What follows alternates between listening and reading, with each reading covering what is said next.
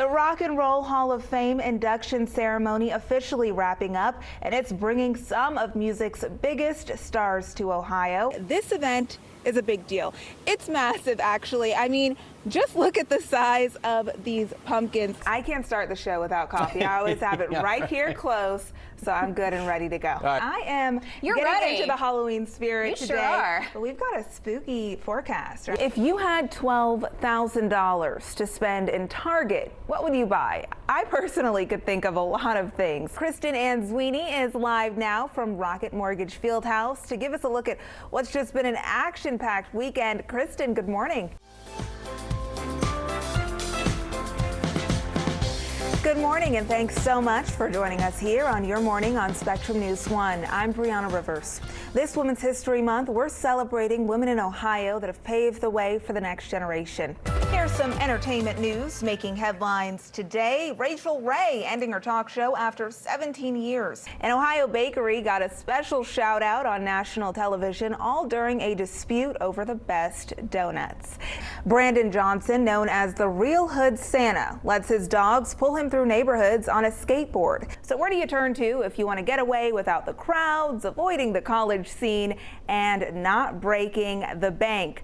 Travel expert Janine Tornator joins us now with some spring break tips. She'll be representing Team USA in a world competition at the end of this month. Spectrum News reporter Nick Popham reports on the young woman whose work ethic defies the odds of what is possible for people in her shoes. A lot of people joke that all Hallmark movies have the same plot. Yeah. Ambitious girl has to go to small town, meets guy who teaches her the true meaning of Christmas. All right. I don't care. I'm going to eat it up every time. Yeah, you eat it up. I've never watched one. You never watched one? I've never seen a single Hallmark Christmas movie. All right, well, we've got to get on that. There are tons of people out already, also tons of displays, one of which is right over my shoulder here, this pumpkin tower. I want you to go ahead and guess, how many pumpkins do you think are on display right in that tower? Meteorologist Robin King is joining me now. Robin, good morning. And I know a busy night in the Weather Center tracking all of that snow. Now, before I let you go, Hannah, I also know that diversity and inclusion in art is something you're passionate about. Can you speak on why you believe that on-stage representation is so important? If you're looking for something to do, there's no shortage. You've got Oktoberfest in Put-in-Bay, the Sauerkraut Festival in downtown Waynesville. Well, if you're feeling like treating yourself today, and why not? We all deserve it. It's also National Trick-or-Treat Day. I didn't know that there was a separate day from Halloween. Apparently, it always falls on the last Saturday of October. So we should see some people out. I don't know. I always trick-or-treated on Halloween. So did we, yeah. And it just shows you what makes this such a great place to live. Absolutely. So what's next? What else is going on? There's a lot happening. Here's a look at your weekend pass calendar. I'm here at COSI today where exciting things are always happening, but this might take the cake. It's an exhibit fit for a king, a boy king to be exact. King Tutankhamun, his tomb and treasures opens this weekend at COSI, and I'm bringing you a sneak peek. Let's go.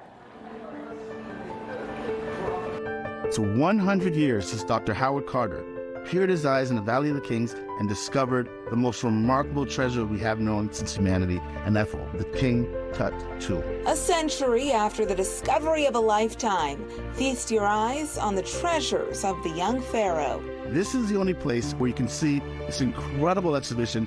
Dr. B, COSI's president, joined me for a tour. At the beginning, it shows you the landscape, the Valley of the Tombs, so you can figure out what the geography looked like. And then you actually go through several different spaces in this massive exhibit. More than 1,000 scientific replicas are on display. They're so priceless. They made replicas, but they're so scientifically accurate from a replica standpoint that you're really getting the feel on what they put together to bury the boy king. Including the king's state car and his intricately designed throne. But perhaps most notable, the mask of King Tut. Everybody, regardless of race, culture, where you are on the planet, we know that mask. King Tut's death remains a mystery, dying after just 9 years on the throne. Here at COSI, you'll get insight into his short reign. You can't beat this. I mean, you cannot walk through this exhibit. If you have blood coursing through your veins, whatever your age is, from womb to tomb, no pun intended, you're going to love this exhibition. And what it does, it inspires you. And I even made a friend while exploring the tombs. This is a Madagascar hissing cockroach, and you can learn about their connection to the exhibit here at COSI and even hold one yourself if you're brave enough, but I'd like to put her down. So for now, I'm going to send things back to you guys in the studio. Reporting in Columbus, Brionna Rivers, Spectrum News. With each stroke, Madison Miller's work is one step closer to becoming a masterpiece. I'm such a beginner. Well, they do say art is subjective. This is totally outside of my comfort zone. I work a corporate job and I tend to do a lot of the same things day to day, but I'm a really creative person and it's hard to find those types of outlets. That's where Jenna Poor of Poor on the Art comes in. And I'm just going to make a little bit of hills and valleys here. You can say she's the expert. We're doing step by step. Poor brings the class to you. I think our biggest thing is that we travel. We go wherever people want to go. We've done a bachelorette party that was like in a cabin in the woods. Today, a public class at Zaftig Brew Pub in Columbus. It's super, super fun to be able to like step outside and try something new. Which is the whole goal, really. A fun, therapeutic experience that's anything but serious. We're not going to think about it too hard, just a little oval. One step at a time, each unique piece comes together. Perfect. All right, the big reveal. How'd it turn out? All right, drum roll. Here we are. It looks pretty good. Why, thank you. Gives very Ocean Crush Finding Nemo vibes. A picture-perfect ending. And I think the smiles say it all. I met with a mother-son duo who say they love chocolate almost as much as they love each other.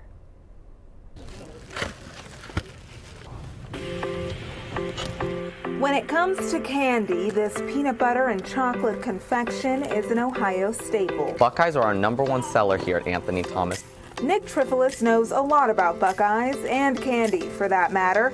You could say it's in his blood. I am 5th generation of the Anthony Thomas candy family. Incorporated in Columbus in 1952. These are just true recollections of our past.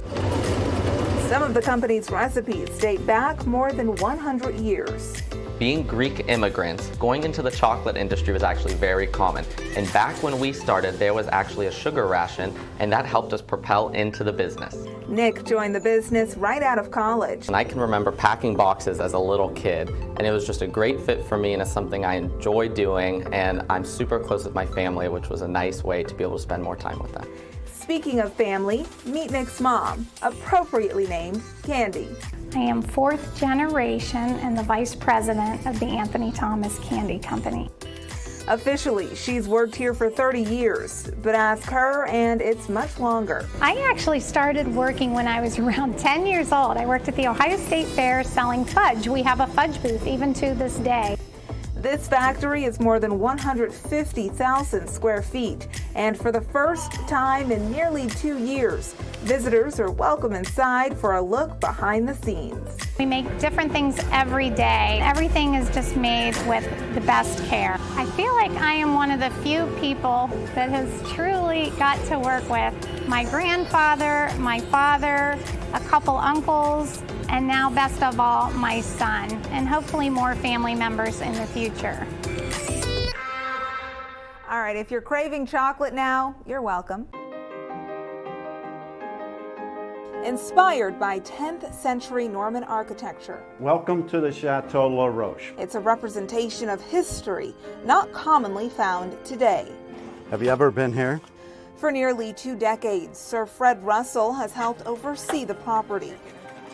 The Seneschal was my mother's neighbor, and he asked me to come out and give him a hand on a project, so I came out and I just never left. That was 18 or so years ago. Each day he greets visitors, sharing the story of how this castle came to be. This castle was built by hand by one man. His name is Sir Harry Andrews. Sir Harry Andrews studied history and medieval architecture. He began building this castle in 1929. In 1981, he gave the castle to the Knights of the Golden Trail, a group sworn to protect the 10 Commandments. There's 10 lines here representing the 10 Commandments. And this helmet is to protect them 10 commandments. And this is a side hole to keep track of the trail that you're traveling. More than 4 million stones were laid to complete the structure, which features 4 unique towers, a dome ceiling, and a terrace garden. It's where I come to heal. If I've got things I need to think about, I come out here and tinker around, and that's where I get my peace of mind. Now the castle allows visitors to step back in time and enjoy a unique experience. It humbles you to think that one man could do all of this. We need to keep places like this. We need to encourage young people to work hard and learn as much as they can learn. For Spectrum News, I'm Brionna Rivers.